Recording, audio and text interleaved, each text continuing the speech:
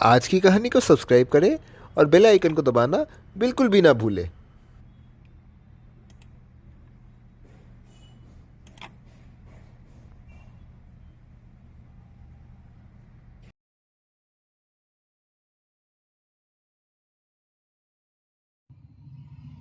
एक लकड़हारा पेड़ काटने के लिए वन में जा रहा था।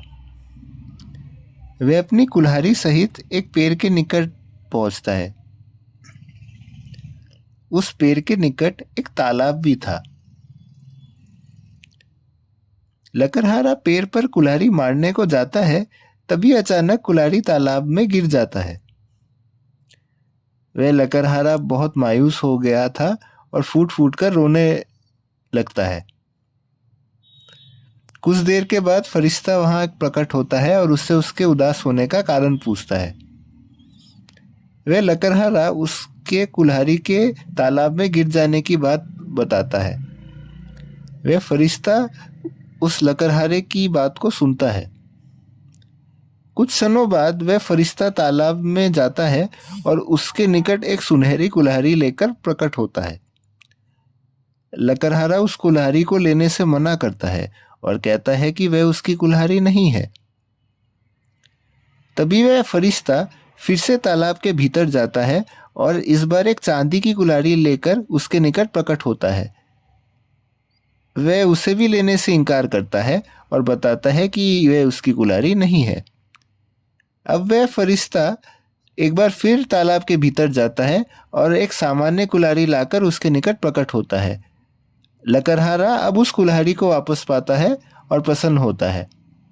वह फरिश्ता उसकी ईमानदारी पर उसको उस कुल्हाड़ी के साथ अन्य दो कुल्हाड़ी को भी भेंट कर देता है।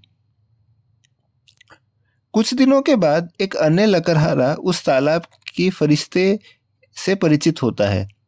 वह तालाब के निकट जाता है और अपनी कुल्हाड़ी तालाब में गिरा देता है। कुछ क्षणों के बाद वह फरिश्ता उसके निकट प्रकट होता है। वह उस फरिश्ते से अपनी कुल्हाड़ी के खो जाने की बात बताता है। वह फरिश्ता डुबकी लगाता है और उसके लिए सुनहरी कुल्हाड़ी को लेकर उसके निकट प्रकट होता है।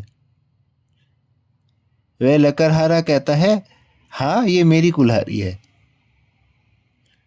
यह उत्तर सुनते ही वह फरिश्ता क्रोधित होकर वापस तालाब के भीतर जाता है और इसी प्रकार अपनी कुल्हाड़ी को लकड़हारा खो देता है और उसे कुछ नहीं मिलता है।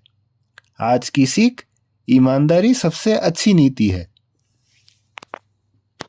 तो ये थी आज की कहानी। कैसी लगी आपको दोस्तों आज की कहानी?